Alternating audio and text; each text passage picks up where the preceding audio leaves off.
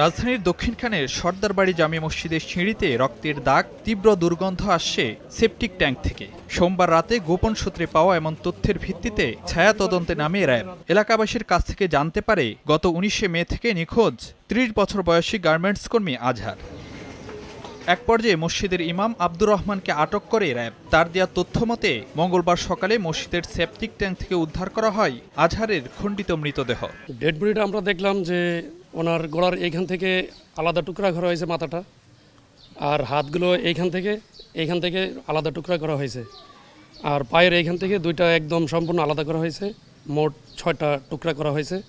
টুকরা করার পর ওই ময়লার যে সেফটি ট্যাঙ্কি আছে এটার মুখটা খোলার পরে ওটার মধ্যে ঢুকাই দিয়ে উনি আবার নিজে প্লাস্টার করছে।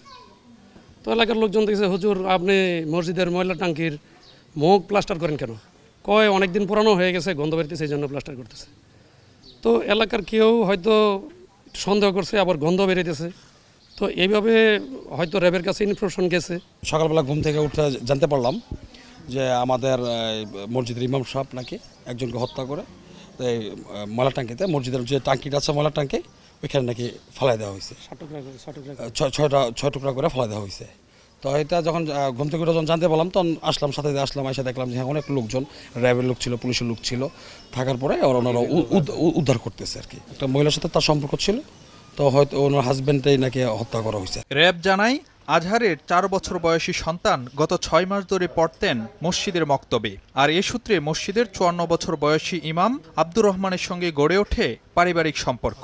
যাতায়াত ছিল বাসায়। আজহারের 22 বছর বয়সী স্ত্রীর দিকে চোখ পড়ে আব্দুর রহমানের। এমন অভিযোগের পরিপ্রেক্ষিতে গত 19শে মে রাতে মসজিদের একটি কক্ষে কথা কাটাকাটি হয় দুজনের। এক পর্যায়ে আজহারের গলার ডান পাশে ধারালো অস্ত্র দিয়ে আঘাত করলে ঘটনাস্থলেই মারা যান বলে স্বীকার করেন আব্দুর রহমান। পরে সারা রাত ধরে মৃতদেহ 6 টুকরো করে লুকিয়ে রাখেন সেপটিক ট্যাঙ্কে।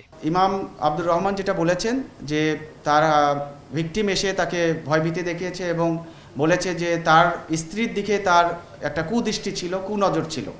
এইরকম একটা বক্তব্যের প্রেক্ষিতেই তার সাথে বাকবিতণ্ডা হয়, যেটা হত্যাকারী স্বীকার করে না। এবং এই পর্যায়ে তাদের মধ্যে একটা হাতাহাতি বা ধস্তাধস্তি হয় এবং সেই পর্যায়ে এই হত্যাকাণ্ডটা সংঘটিত হয়। আমরা যে লাশটা উদ্ধার করেছি এটা ডিকম্পোজড অবস্থায় ছিল, বাট আমরা 6 টুকরা উদ্ধার করতে পেরেছি। আর এটা উনি বলেছেন যে ফজরের নামাজের পর্যন্ত এটা উনি এই মানে টুকরা টুকরা করার কাজটা উনি করেছেন।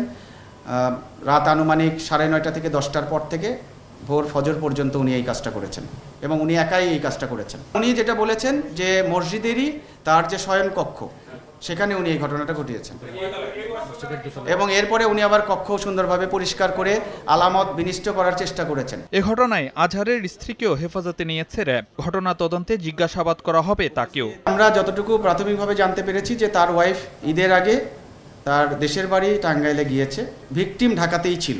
এই হত্যাকাণ্ডের সাথে তার পরিবারের কোনো সংশ্লিষ্টতা আছে কিনা সেটাও আমরা খতিয়ে দেখার চেষ্টা করছি। অভিযুক্ত আব্দুর রহমান দক্ষিণখান সর্দারবাড়ি জামে মসজিদে 33 বছর ধরে ইমামতি করে আসছিলেন।